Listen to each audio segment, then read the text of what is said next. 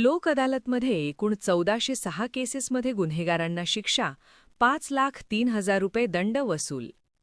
अकोला जिल्ह्यात दिनांक 14/3/26 रोजी शासनाच्या वतीने राष्ट्रीय स्तरावर लोक अदालतीचे आयोजन करण्यात आले होते.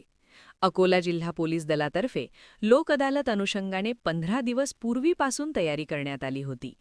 त्यानुसार लोक अदालतमध्ये भारतीय न्याय संहिता 2023 भादवी, मोटर वाहन अधिनियम कायदा, महाराष्ट्र पोलीस कायदा, महाराष्ट्र जुगार कायदा, कोटपा व इतर कायद्यासह दिवाणी प्रकरणात करण्यात आलेल्या कार्यवाहीचे अनुषंगाने संबंधित आरोपितांचे गैरअर्जदारांचे समन्स व नोटीस बजावणीची प्रक्रिया सुरू करण्यात आली होती.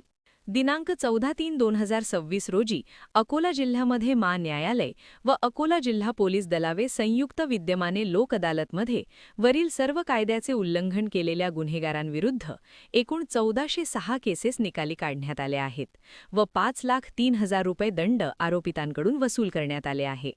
माहे डिसेंबर 2025च्या तुलनेत दिनांक 14/3/26च्या लोक अदालतमध्ये 542 केसेसचा अधिकतम निपटारा व 2,05,350 रुपयांचा अधिकतम दंड खटल्यांचा निपटारा करून वसूल करण्यात आला आहे.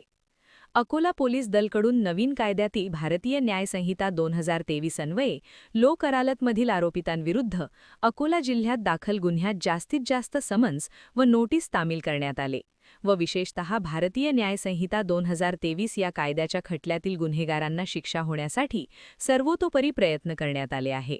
लोक अदालत अनुषंगाने सदरची कार्यवाही पोलीस अधीक्षक श्री अर्चित चांडक, अपर पोलीस अधीक्षक श्री चंद्रकांत रेड्डी यांचे मार्गदर्शनाखाली त्यांनी विशेष लक्ष केंद्रित करून मार्गदर्शन केले आहे. सदरची कार्यवाहीमध्ये सर्व उपविभागीय अधिकारी, अकोला जिल्हा, सर्व ठाणे प्रभारी तसेच कोर्ट मॉनिटरिंग विभाग पोलीस अधीक्षक कार्यालय अकोला यांनी आणखी नवीन व्हिडिओ पाहण्यासाठी आमच्या देशमुख एक्सप्रेस न्यूज चॅनलला सबस्क्राइब करा, लाईक करा आणि शेअर करा.